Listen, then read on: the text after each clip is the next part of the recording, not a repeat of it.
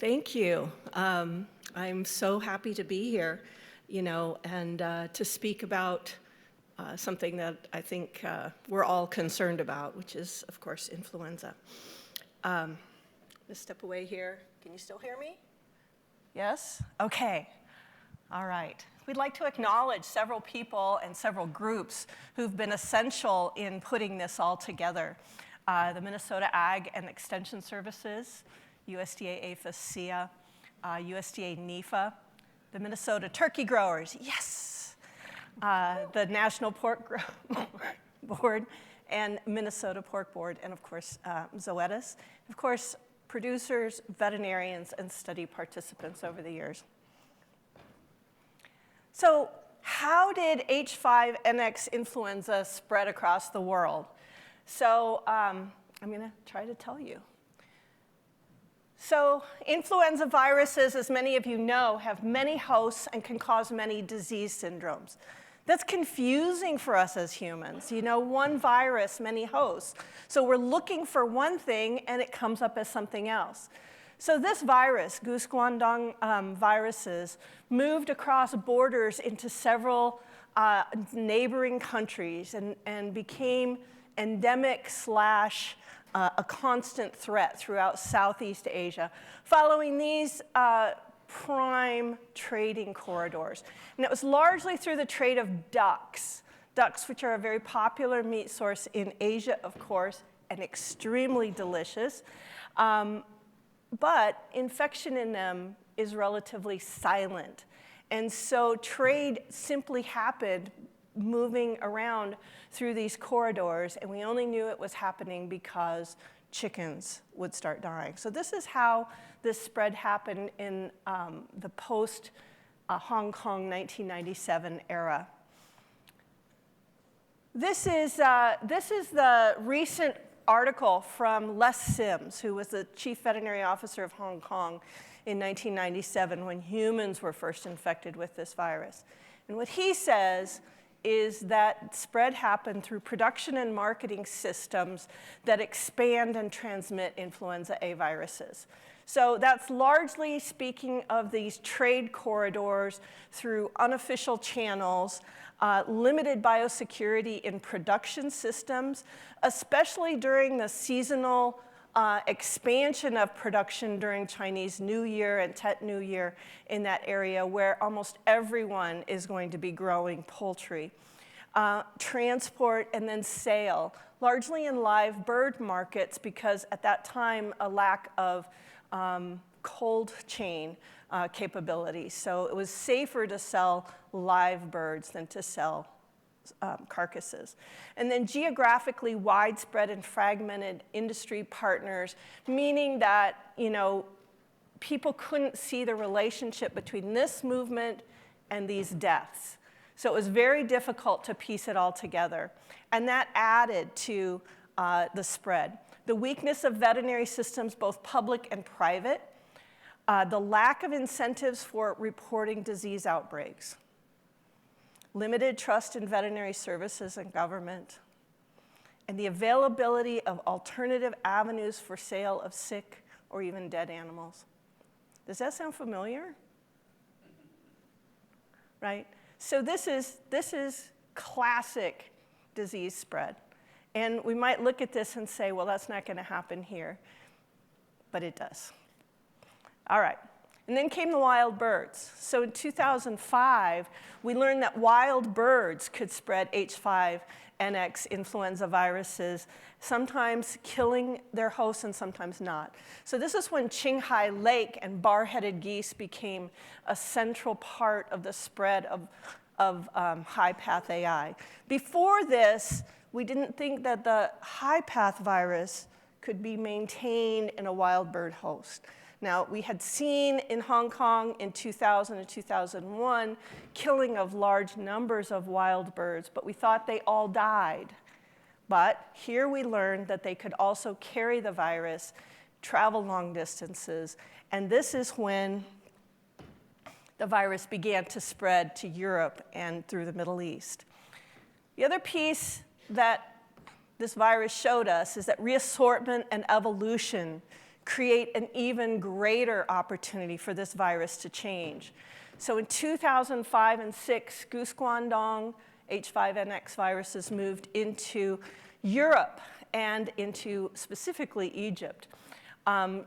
It was eradicated in Europe, but it remained in Egypt, where it began to reassort with H9N2 lineage of viruses, which had been there for many, many years. And then this H9N2 virus was spread throughout the Middle East in poultry flocks. Reassortment resulted in a new virus with the ability to infect new hosts, to transmit to, at a lower dose. It gained all kinds of new capabilities. So if we remember, influenza viruses have 8 segments, and when reassortment happens, it's sort of like shuffling 2 decks of cards together. You get a mixture of those cards together, and the capabilities and what comes out can be different. So this led to, diagnostic failures, failure to recognize these new disease syndromes, new hosts. It just was a mess. The other thing that influenza A viruses like are new hosts, naive hosts, hosts that don't have immunity already, right? And so we're all familiar with how many hosts can be infected with influenza viruses, like on this chart. We should add a cow here, and maybe an alpaca and some others. But I think it's a little bit concerning to think, as humans, we look at this and we think these are the hosts of influenza. But really, the North American flu hosts that we know, there's over 1,000 mammalian species in North America and 2,000 avian species. When you look at the long list of species that have H5 influenza on the USDA websites, you have to remember that's the tip of the iceberg. We know so little. So you cannot look at your species that, maybe your farm dog and think, well, they're not on that list. But they are, right? And you might think, well, this is safe. Forget it, right? They're not safe. No. All right, so influenza A viruses shapeshift by causing different diseases, different disease syndromes in different hosts, and they reassort to create new scenarios, so new strains that are going to look different. That's a big part of how they evade our human nature in knowing when something's infected. Well, they're going to die if they get this. Well, not necessarily. They're going to stop producing milk if they get this. Maybe not. So our current challenge is really this goose guandong H5, although other influenza viruses will still continue to challenge us. So I just want to go through this history quickly. 1996, this virus emerged in southern China. Let's remember what was happening then in China. 1989, Tiananmen Square, you had huge upheavals, and you had a massive economic boom, but you didn't have an associated increase in bureaucracy. You didn't have an increase in veterinary services and surveillance. You simply had an economic boom. And so at that time, Hong Kong eradicated when it came over into Hong Kong, but it wasn't eradicated, nor detected, nor followed in China. They simply couldn't do that. In 2005, it crossed the Ural Mountains. As I told you, it got into wild birds and could move then. And at the same time, it got into Egypt and into the Middle East. And what was happening there? Oil prices were going up, right? And there was an economic boom. In 2006, that was Mubarak was still in power. There was corruption rampant, and Israel and Hezbollah were in a war.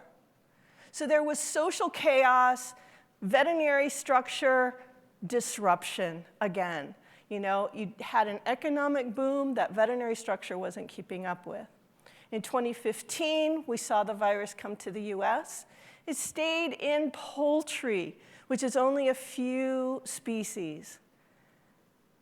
It made it easy for us to be transparent, made it easy for us to all say, let's fight this disease in poultry. And then in 2022, it came in multiple times, became endemic in our wild birds, and we began to see an expansion to new species. And all of a sudden, now, we're facing a situation where it feels to me like we have a few sectors talking to each other, talking at each other. We need to come together and fight this disease together, or we can be in the same issues that we've been in all along with this virus. It's outsmarting us. So, with that. Thank you, Carol. All right, so bringing you back to flu viruses are shared, and that shared influenza virus, even though we want to be, as veterinarians, we want to talk about sharing within the animal, within the species. We're talking about sharing it within the global ecosystem with everything that goes along with that. And so that lends it to complexity. And just to remind you that there's not just influenza A viruses out there, there's also influenza B viruses, influenza C viruses, influenza D viruses, and I did put the cow on the chart because the cow is on the chart from the Ds, and so I just copy paste. But this is a great paper to get yourselves up to date on what's going on. So I have to deal with the complexity. So when I deal with complexity, I say stop, stop, stop. Let's figure this out. When, where, what, how, and maybe we'll get to the why. But let's go back to when. When did this H5 problem start in the USA? Well, it depends on when you want to look at it or whose source you want to take for granted or what outbreak you're talking about. But let's focus about this year's outbreak. Let's talk about 2024.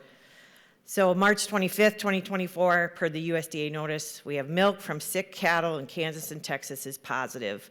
And that was followed up immediately, almost immediately in April by Michigan, New Mexico, Idaho, Ohio, North Carolina, South Dakota, Colorado. And then in June with Iowa, Minnesota, Wyoming, and then Oklahoma in July, and now California in August and September. And you can read all about that at these websites. But if you look at the sequence data, if you look at the metadata, and metadata I mean time and location and host. If you look at that, a reassortment event likely occurred within avian H5N1 viruses, and this occurred shortly before the cattle outbreak. We put all that sequence data together with the metadata about species, time, and location, and this likely happened around January 18th, 2024, with a range of time going from the 26th of September all the way to February 18th. And you continue to look at that sequence and available metadata, and you can find things that support geographical distribution of the virus and when the virus was introduced where. And again, this just shows that range. This likely introduced into our cattle herds in the United States somewhere between December and February. And this is an upcoming publication from our good friend and collaborator, Martha Nelson. That one's already published. But if you don't believe me and you want to track it on your own or whatever, you want to figure out what it's doing right now and where, you can go to nextstrain.org, and this again based on sequencing data, and you can play loops and you can enter viruses and you can look at different countries. But if I want to point out to you all the big red blob that is on, because nobody can see this screen, this big red blob that's over North America. And that is because this information is generated from sequence information. And if you provide the sequence information, you get a lot of data. And that's why we have so much data to report for the United States. This is that upcoming publication from Martha Nelson. The previous one is already published by Michael Warby. But where in the world is this? In mammals and in humans. So the world is the dark red, the mammals are the yellow dots, and the humans are the green circles there. And you can see that this has spread since Dr. Cardona said 1996, being an Asian problem, to the 2000s to 2014, where it finally spread over from Asia into the Americas. Before that, we were like, that's an Asian thing. That's not our problem, but now it's our problem. And then to the current day, where we have more than just birds are infected, we have all the continents infected. With Australia, we could talk about on the side how that's in Australia or not in Australia.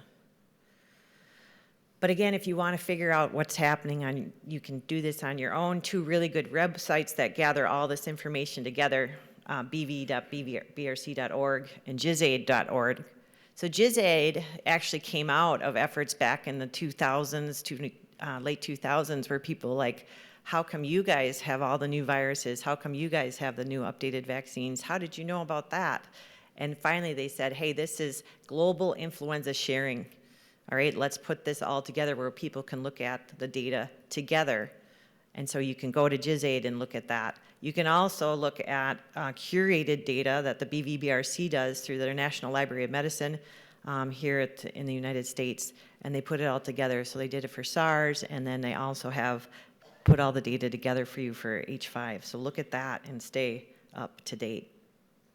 But where is it in the United States?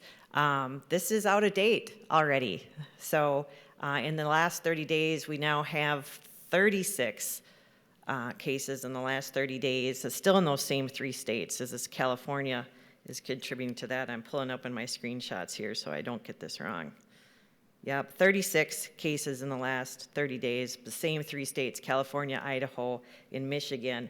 That's just the smaller one. But over the total outbreak, it is now 232 in 14 states. And so we've got the total outbreak on this side of the slide, and then the last 30 days. And this is updated frequently, for sure by every Friday. So just go to that website and click refresh. You can even subscribe to have it come right to your inbox. Continuing with where's the virus, this virus can also be detected in wastewater. And this map is complex and confusing. So what the dark colors mean is that they're able to test for the data, and they're able to do H5 testing, and they've done a lot of it. Doesn't mean there's a lot of H5 in that state. It means they're able to do the testing, right? But what they did find in the wastewater data is that in the states with the stars, they also have H5 detected in that state in dairy herds, and they found it in that state in the wastewater. And you can look at this. Is a brand new publication from Friday, and there's a nice editorial that goes with it as well to tell you what's in the wastewater.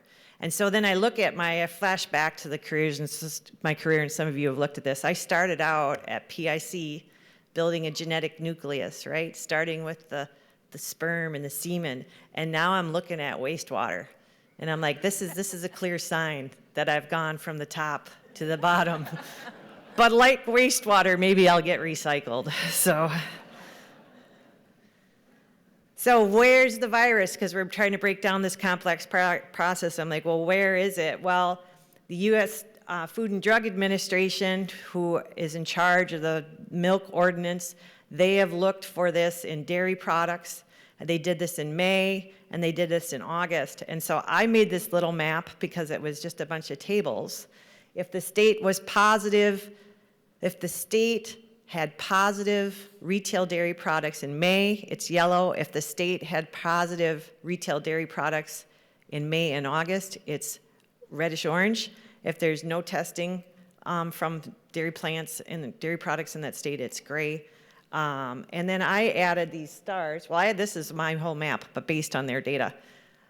Where there's stars in Missouri, Arkansas, Arizona, Indiana, Kentucky, and South Carolina, there's been no H5 reported in dairy cows in that state. And Dr. Daniels told us yesterday that cows are milked in one state, and sometimes their milk is shipped to another state. A lot of times it's shipped to another state for further processing into that dairy retail product. But every single dairy product that you buy is traceable to the plant where it was made. And then they don't really say, well, at this plant, we have Carol's cows and Montse's cows and Mark's cows. Not all of them do that, but every single dairy product you buy has a code on it. And you actually just Google, where did my milk come from? And you can look at the plant that you got your milk from, which I think is kind of fun, but I do weird things too. So what does it look like in dairy cows? So this dairy cow has a big nasal discharge, big snotty booger coming from her nose. I covered up her ear tag to protect her innocence. But from this nice, so that was a farm that I got to go on, but from the slides on the right of the udder and of the milk, of the udder, because this is swine veterinarians, of the udder and of the milk. There's a really nice publication that came out of Cornell. And so that total involution, that total collapse of that udder, and that would lead to that cow being called milk that looks yellow and chunky and disgusting and gross in all sorts of ways. That's what it looks like in the cows. And then the nasal discharge, and then there's some great video out of Colorado State of cows just that you couldn't even get them up if you wanted to. They're just laying down. They feel terrible. Not unlike our sows or our finisher pigs that just don't want to get up with that fever. Feels so bad that first day. So now we're getting into how is it moving and where is it on the farm. Again, from that nice publication out of Cornell, the different ways it's moving on farms through equipment, through moving the cattle, and through moving the people. Because we've never said that you can't work at that dairy farm and not go work at that chicken farm. We've never said you can't work at that dairy farm and not come to my pig farm. And we've seen pictures of cattle grazing outside of pig farms. We've done it in all of our, because we've never had that separation before. We've never needed to until influenza came along. And so then we're starting to look at it on the farms. So this is me in the wastewater, in the lagoon, trying to get that sample without really getting into the sample. Finding the cats on the farms and swabbing them, because these are recovered farms now, and so I'm looking for it lurking on the farms in those dark areas. But this isn't just a farm disease, this is a human disease. We can't take care of animals without having people take care of animals. So what does it look like? Well, the CDC has some really good information on it, and they have this spotlight that's updated very quickly. The majority of the cases in humans have been conjunctivitis. So far there's 14 cases in the United States due to the B313 genotype of the H5 virus.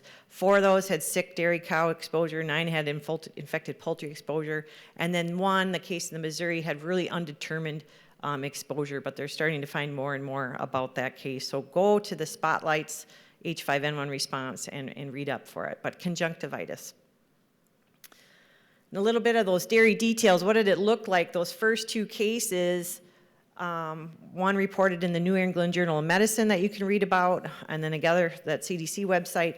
Those people had contact with sick cows in Texas and Mexico. None of them wore eye protection, and I'll tell you the eye protection that I wore was not sufficient. These were recovered cows, and I didn't get close to them, but it needs to be good eye protection because there's just a lot of fluids on dairy farms. These people had no respiratory issues, so they did have conjunctivitis, but they didn't have any change in vision, and it resolved in several days. Case number 3, though, in Michigan started to have the respiratory symptoms and no conjunctivitis. And we've already talked about that. Same virus, different syndromes in different hosts and different peoples. What are the poultry details? Well, 9 of those infected poultry, or 9 of those people were working in a poultry depopulation. This is a nice write-up by the MMWR reports in the CDC. 663 poultry depopulation workers screened. This was millions of birds that had to be killed, and they followed them. 16% reported symptoms. 9 of those that reported symptoms were tested, and 8.3% were positive. And they all had mild illness that resolved with oseltamivir. So they contributed, they participated in the public health response to this. They got tested, they got antivirals. So I'm going to say that interactions with public health are good, and they can be done anonymously. We don't know who any of those people are, and that information is protected. I can't even see what my own kid's doctor report was after they were 16. We protect human health information, right? But it helps us, even if it's anonymous, it helps us estimate the risk of infections for those people. It helps us understand the human-to-human risk. We have a limited labor force. If we say you can only work on my pig farm and nowhere else for the rest of your life, that's going to be hard. So what is the real human-to-human risk here? How can we break that connection if there is one? We can give people access to vaccines, antivirals, and PPE. Right now there's free PPE available to anybody that wants it through the dairy farm initiatives. And then it helps us guide measures and prevent infection. What does the person really need to wear and for how long? And this is just an example of an initiative called UMASH at the University of Minnesota. That's a collaboration between the College of Veterinary Medicine, who we also acknowledge as supporting of us, the School of Public Health, the Minnesota Department of Health, and farm centers and clinicians networks. Getting that information together, that is so important. Which brings me to the point of PPE, and it'll be a nice segue for Dr. Torremorell when she gets up. What is real PPE? Where is it needed? And what if you have that exposure, like in Missouri, where that exposure is undetermined, where we had a human hospitalized with no disclosed exposure to sick animals? Well, we say to people, protect the mucosa. And this little cow is not really interested in anybody's mucosa right there, but she wouldn't leave us alone. You have to protect your eyes, your nose, your mouth. You have to do gloves and hand washing. And I would say you have to do, full PPE or at least change that coveralls. Let's even go back. I was thinking about All Creatures Great and Small, a great show on PBS, right? Those guys, they put on the coat, they put on the gloves, they washed, and I was there in my t-shirt, right? And so now I have to wash up and everything like that.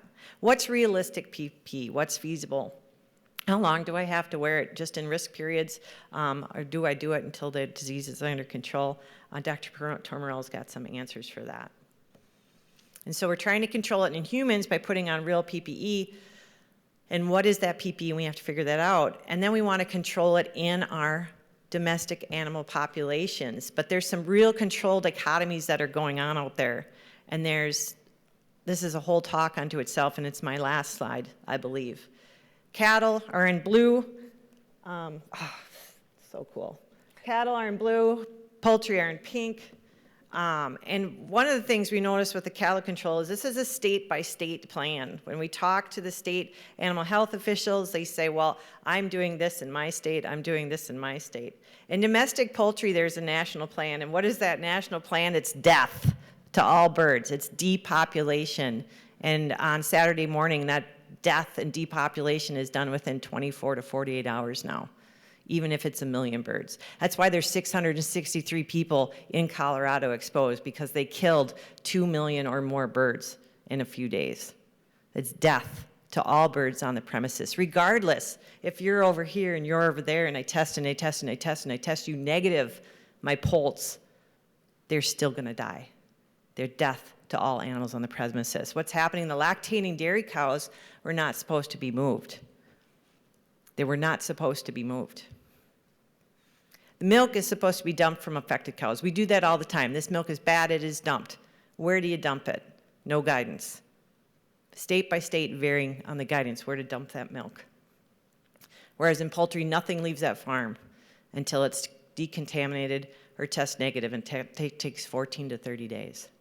So those barns are empty.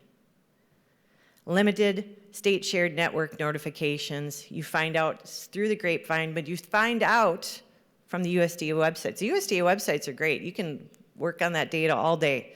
You can work on the state websites all day. It's limited. It's not real time, but it's very informative. So I do like the data that's shared. Contrast that with poultry outbreaks, depending on your level, whether you're a university veterinarian or you're the owner of the world's largest turkey company, that you can see where are the outbreaks on a shared map in Minnesota. And there's transparency between the regulatory agencies and producers, because it doesn't do anybody any good to say, I don't have it, maybe. And so when we talk to the different states about this, they're not announcing it, not saying, hey, this farm has this, please reroute this way. The milk processor is finding out on their own. And they left it, asking the states, and this I don't want to disclose the state, but I said, how does the milk truck driver find out? The farmer tells the milk truck driver. So how many of us went to church on Sunday and said, my kid is sick at home today, but I'm still at church today? peace be with you. Not, we don't do that. We don't do that. How many of us are like, man, I feel really sick, but I really want to take this vacation. I'm going to put the mask on, right? We don't disclose our personal information like that. And what we found in the poultry industry is that routing and communication are key to control. And so we share that. Don't come here. Don't go here. This is not a good place to be. And so some of this has led to extensive and rapid spread of H5 influenza in dairy herds. And this is a new source of virus in our shared ecosystem. And that shared ecosystem includes pigs. And I'll transition now to Dr. Torremorell, who's going to tell us how to deal with a virus and keep it out of pigs. Thank you.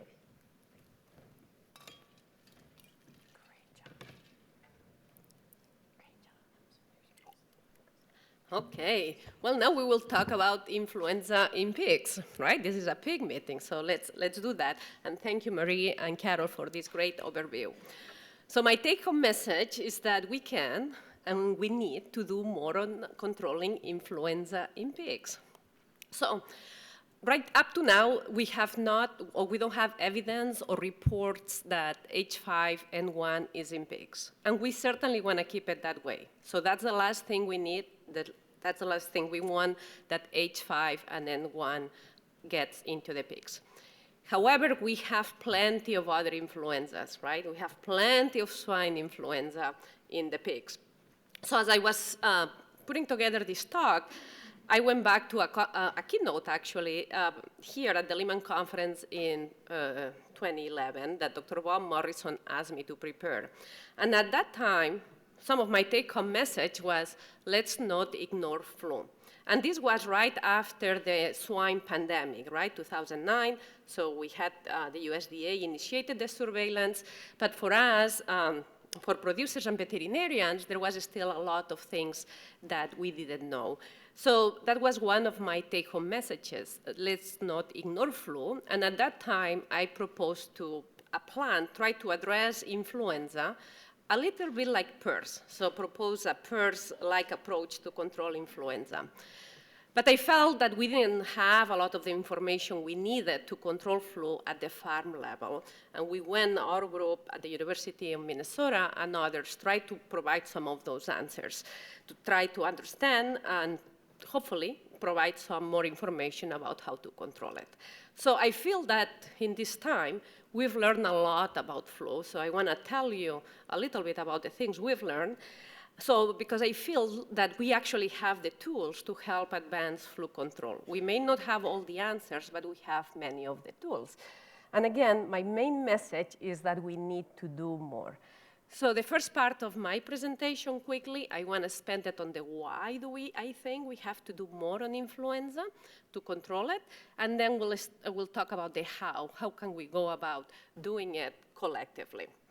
First, not new news, is that influenza is costly. And some of these numbers here in the screen, the cost of between $3 and $7 per pig, up to $10, that's been reported before. No new information. Will depend if in your systems you have other diseases, but influenza on its own can cause disease and it's costly.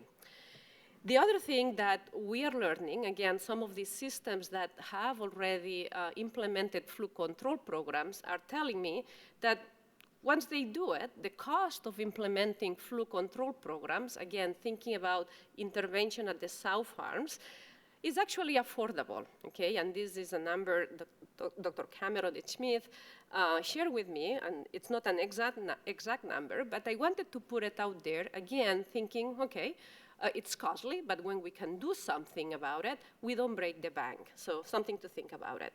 And then when we do that, the benefits can be tangible. And this is some data that Dr. Jorge Garrido presented last year in terms of decreasing some of the mortality, getting the pigs at weaning, getting to started better.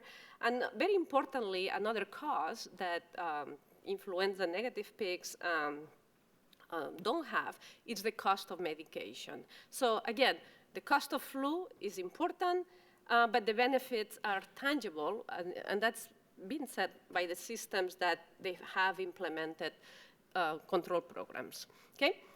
So that's one area that I think why we have to do influenza control in pigs. The other one, gets more into the virus itself, and Marie and Carol provided already the overview on this, is because flu diversity, the type of strains we have of flu in the pigs, is expanding. And this is obvious from the data on the surveillance programs in the US. We have more different types of flu viruses in the pigs, and it continues to expand, which makes the control of influenza. The longer we wait, the more difficult it gets because of that diversity. What I show at the country level, actually, that also happens at the farm level, and each row is actually a farm that we did a study, and then each color is a different type of a strain. Okay, so you can see even within a farm, we can have multiple strains of influenza circulating. And there are strains that actually we don't have to worry about it because they disappear, but others, they stay, and others come in. And the point of making this slide is, again, just to illustrate that, and illustrate that control at the farm level, it's getting more difficult if we don't pay attention. And that vaccination alone by itself, and I will elaborate on this a lot later, is not enough. Even though we have this diversity and it's more difficult, it doesn't mean we cannot do things about it. The other thing I want to highlight is because of the size of the farms we have and the way how we raise the pigs and how we've changed the production systems, the other things we've learned is that these influenza infections in these populations, they are prolonged, right? We have large populations, large farms. And what it used to be that, if you recall, if you went to school, you learned that influenza, pigs cough, the virus is gone in 7 days, cough is disappearing, virus is gone. 7 days, we were thinking, well, maybe it's 2 weeks, right?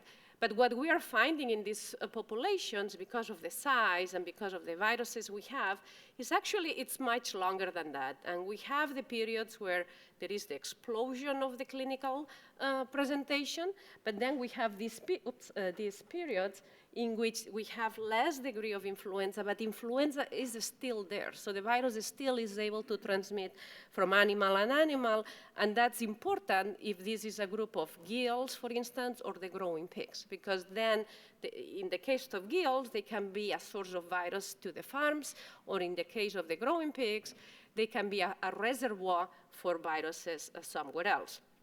Okay? So one of the things we've learned as well, if we think about the approach of trying to control influenza similar to PRRS, we've learned that piglets are a key subpopulation. Even though the piglets, when they are born, they are influenza negative. This is different than PRRS. They don't have the flu virus. But then at weaning, at 3 weeks of age, often, actually, every single pig has been infected with influenza. So it happens very quickly, that infection, right? Because they get infected, they can get infected laterally from other pigs or because we move things around. So it's a key subpopulation that we actually have to pay attention. And interestingly, in contrast to other diseases like mycoplasma or even PRRS, the piglets are actually a source of infection to the sows, which is the other way how we think about. And they help perpetuate that infection inside the sow farms. And it goes back to Carol's point before about influenza just love naive populations. And the piglets, if you think about it, they are naive to the infection, so they are great to perpetuating the virus. So it's one that we have to think about it from a control perspective. And then when we wean these pigs, that obviously often many of the groups we wean are positive, then the nursery becomes very important as well. Because often at that stage, they might lose the maternal immunity and the virus has another chance to replicate. Okay? So that's important. Another point I want to make about influenza in pigs that hasn't been really said yet is that it behaves slightly different than in the avian side of things from an aerosol perspective. This is a true respiratory disease, so the amount of virus that the pigs put out, it's a lot, and it's in the air as well. So it gives us another opportunity and another route of transmission, either because of the aerosols themselves or because then we contaminate surfaces that then can help us spread the virus. So we need to keep that in mind. The other thing I want to show, again, things that we are learning, and this is, so first we look at it at the country level, at the farm level, now at the pig level. And that's why we are concerned. What happens when a pig gets infected with 2 different viruses at the same time? And this is data experimental data. So we had, like this pig in red, we infected with H1N1 virus. And the ones in green, we infected with an H3N2 virus in different rooms, okay? So they were not together, they were in different rooms. So when the infection in H1 started to come down, let's say at 2 days post-infection, we put them together. So what we see here is that as one of the viruses comes down, usually we talk about 7 days the pigs recover, and this is detection in the nasal swabs, and the column here is detection in the lungs, so that's when we kill the pigs at the end of this study. So as one of the virus comes down, when we mix it with another, we see that that virus is completely susceptible, and the other virus, it gets to replicate again. So the infection doesn't last 7 days anymore. It lasts maybe 2 weeks, right? And now we have thousands of pigs in a population, and that's a way how the virus persists. So, but then what is really worrisome, and that we've been talking about, it's the role of reassortment. So now we have 2 different viruses that in this case we had very well characterized. We knew the 8 segments of each of those 2 viruses. So we put the pigs together, and now we isolate the virus. And we actually isolated, from each single pigs, we isolated the viruses. And each color, it's a different combination of gene segments. So you can look at it as a different virus. Each color is really a different virus of influenza. And you can see very quickly, and this is experimentally, and also we've looked into it in the field, and happens the same. We have some pigs that, the single color, so they had the original virus. But we have some other pigs that they just love to reassort. It's like super reassortant pigs of influenza virus. So for whatever reason, they have that capability that really mix the viruses. And that's really what we are concerned about with influenza. And some of these are able to actually transmit to other pigs and then perpetuate. And this is what we are really concerned when we think about H5N1, the possibility that if we have H5N1, new virus introduction in the pigs, and it finds one of the 10,000 or more flu viruses, swine flu viruses that are already in the pigs, that ability to generate new viruses, okay? So this is important. So the why, to me, that's important in itself. And then again, the why, we cannot forget about the risk of the role of transmitting between pigs and people. And this has been very well documented both ways. So then what can we do about it, right? I hope by now I already gave you some more thoughts on why we have to do this, but then what can we do to control flu in pigs? So again, we've learned quite a bit, and many of you have done some of this research in your own systems. This is a study that we did a few years ago with data from actually Pipestone back then. We were monitoring piglets at weaning. They were kind to share the data with us.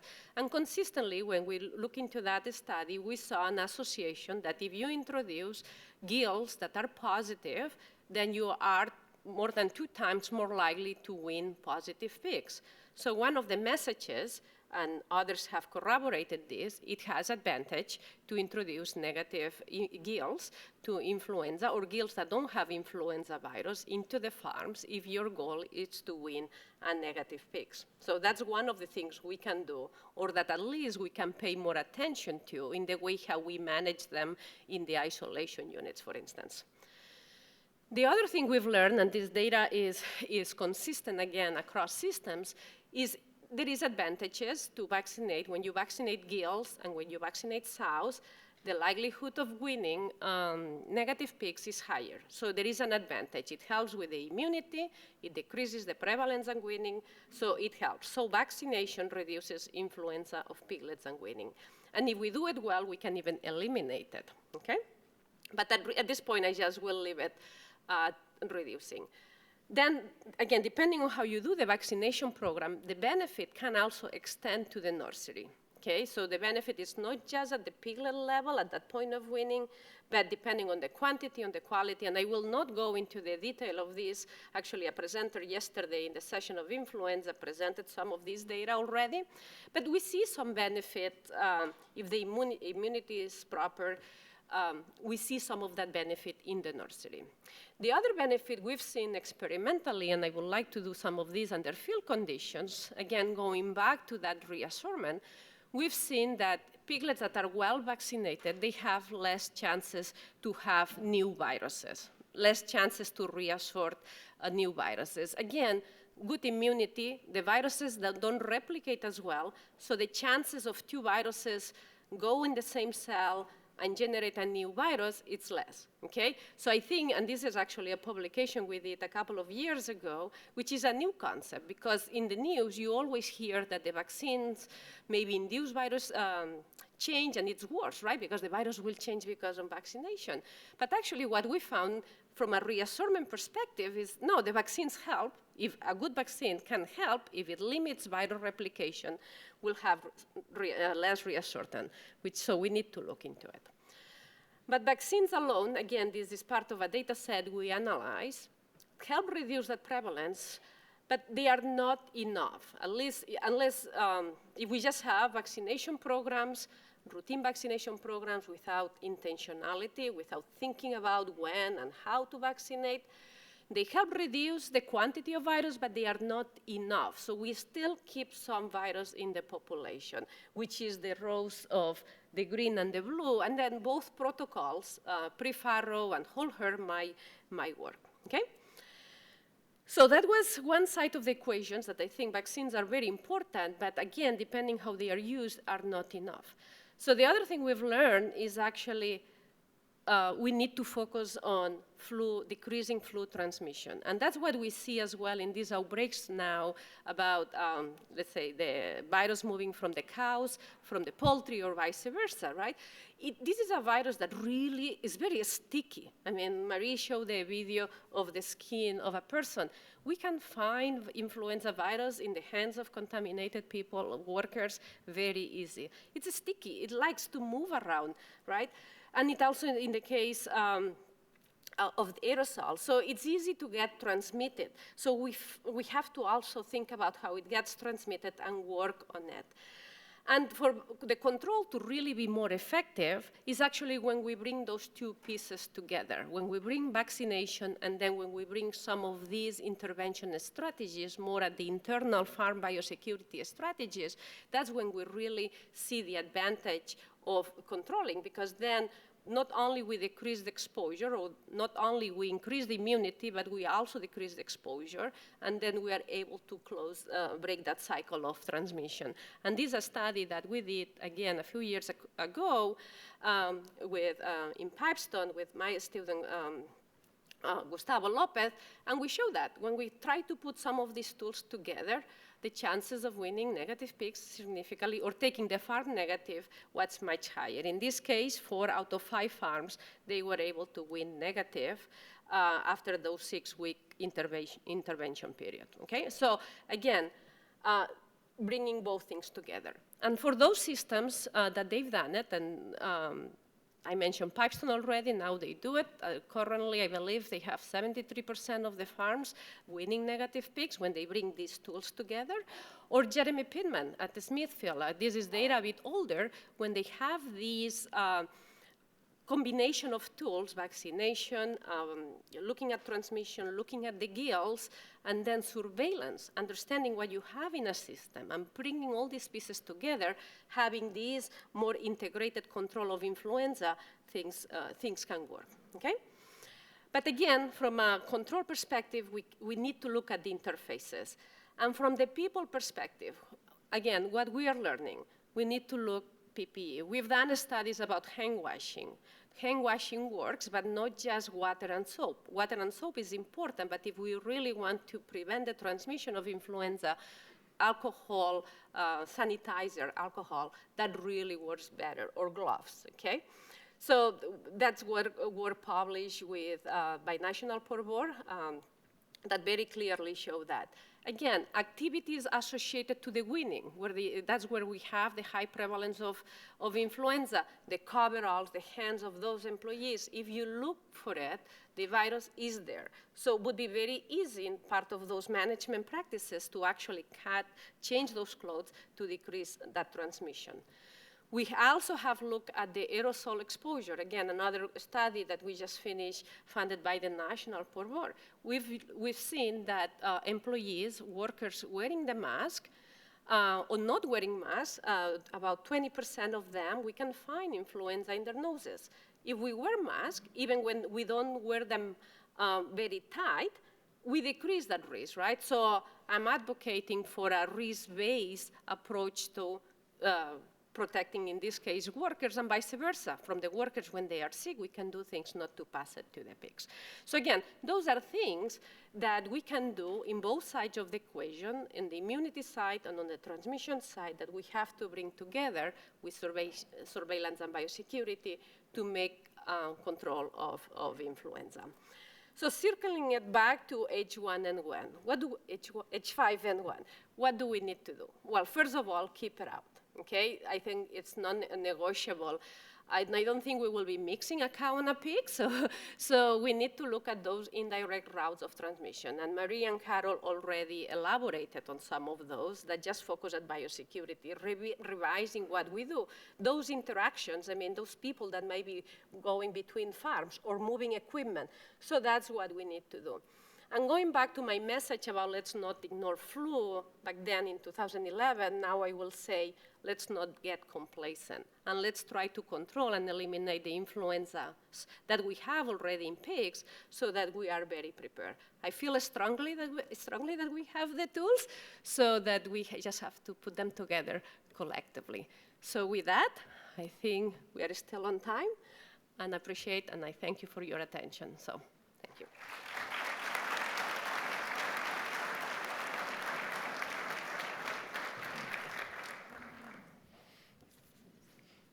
Thank you, Carol, Marie, and Montse.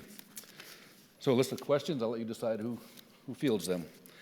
The first one, in light of the mild symptoms seen and the low % of cases in humans exposed to this latest influenza virus, what is the level of risk that this virus will cause significant health problems in people?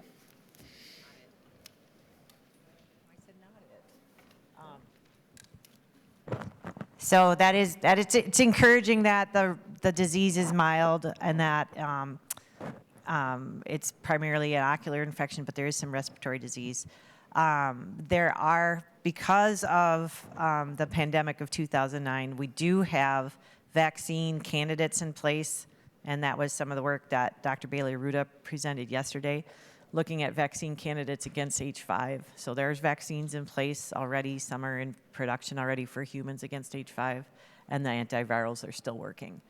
So with those things in place, we can control this disease in humans, but we won't be able to control it unless we do the testing and know where it's at.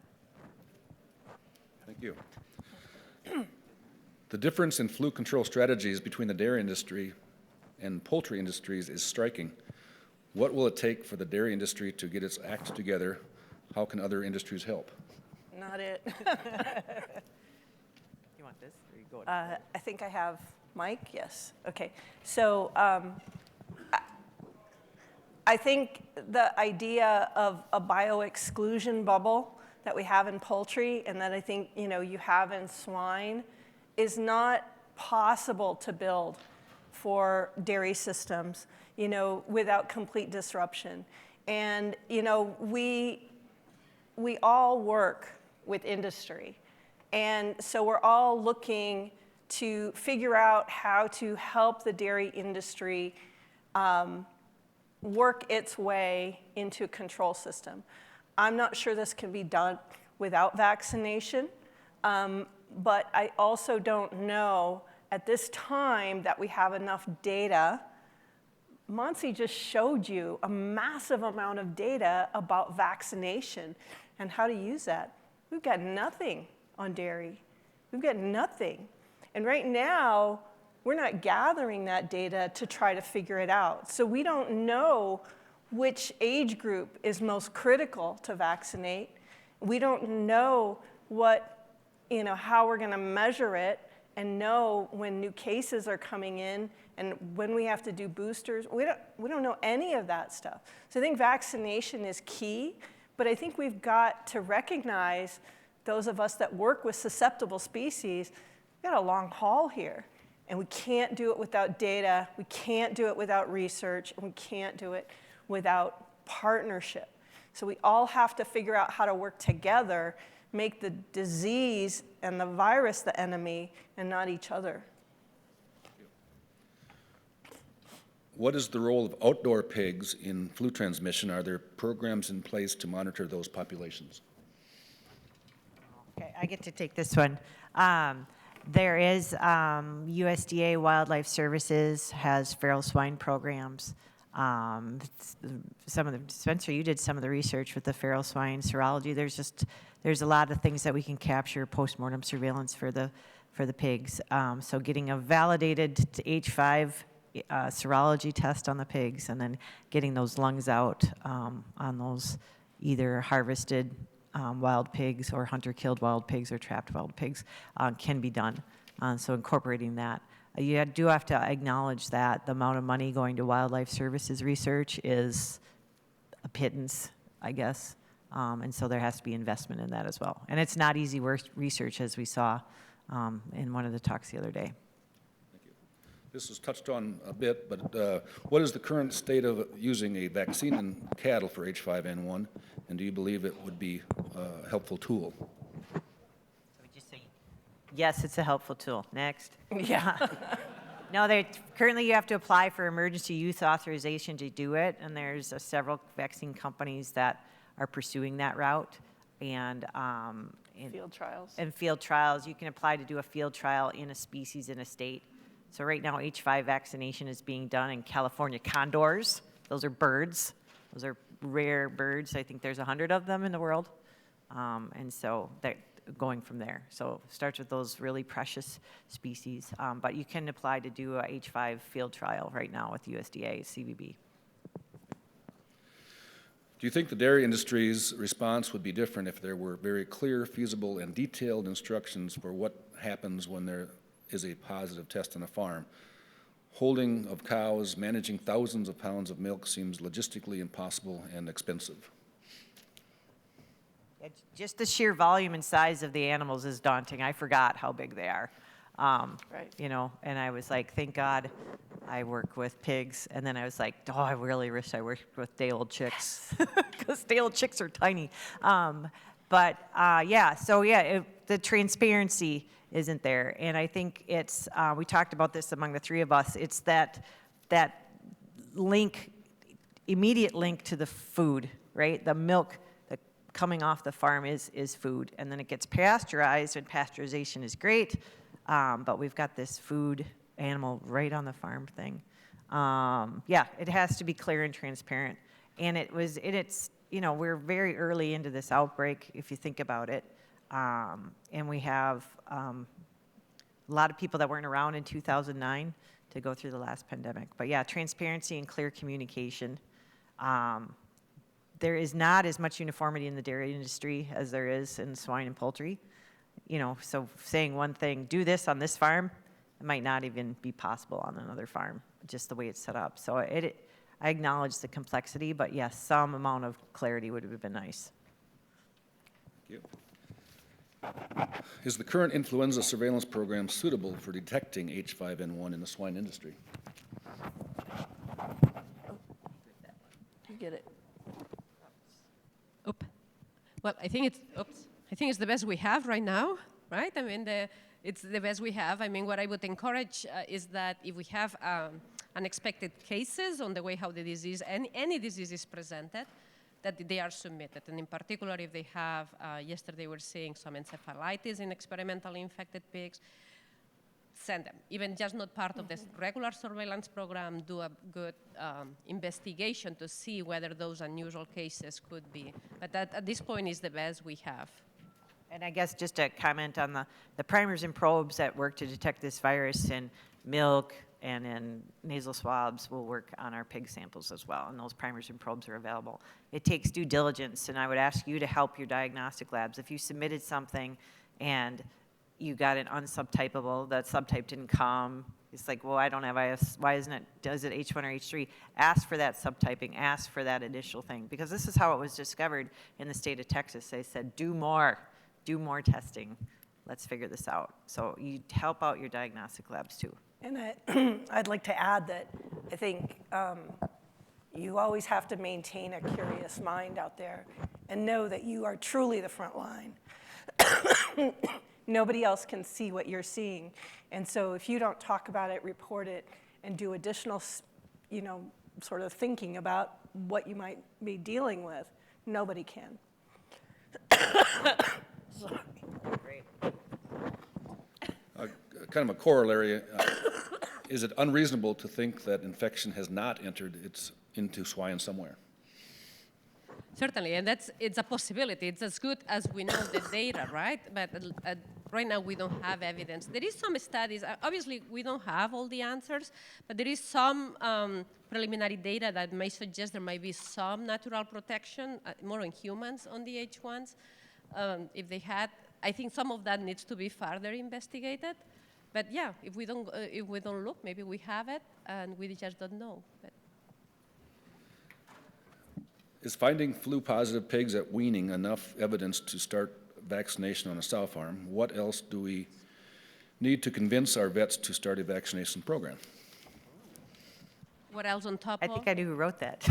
That wasn't me. I didn't fully understand the I'm question. sorry. If the, The question is, I think, is it sufficient to have flu-positive pigs at weaning? Is that sufficient evidence to start a vaccination program, or would there be other surveillance required to undertake that? Yeah, no, so I think it's not just, what it really gives you the answer to that question is, for how long have you been looking at influenza? I think you make those decisions not just based on a single sampling event, that, oh, now all of a sudden I have influenza. I think you want to know, you should have really a surveillance program in your farm and an ongoing monitoring program and see, yeah, I've been having this influenza for a while, it's causing me trouble, yeah, I should do something about it. But sometimes we do see cases in which we have influenza month and then nothing the next month. So I wouldn't initiate a vaccination program based on that data. But I think ongoing information about the flu status would be able to answer that. And I would do surveillance in both the piglets and then the gills or the sows that you have, mostly the gills at the farm. So. Thank you. I assume this is perhaps referring to whatever species. What about using autogenous vaccines rather than off-the-shelf vaccines or commercial? I'm assuming for, I'll let Marie take it. Yeah, well, what we have with influenza is because of the genetic diversity that we do find that the closer the vaccine strain matches the infecting strain, the better the protection. However, we get around that by adjuvants, by prime boost, by doing other things other than vaccination, like decreasing the amount of exposure or spread and decreasing the amount of cross-contamination. So vaccination alone won't control the disease, but combining it with other things. That said, trying to capture that maximum match, yes, that would lead you to the autogenous path. That's why every 6 months the world meets together and decides what's the next vaccines for humans to get that into production, because they want to match the strains. But then we also do things as we're humans, like making Carol stand away from me when she's coughing and staying home when we're sick and things like that. So that's the role for autogenous vaccines. And peace be with you as well.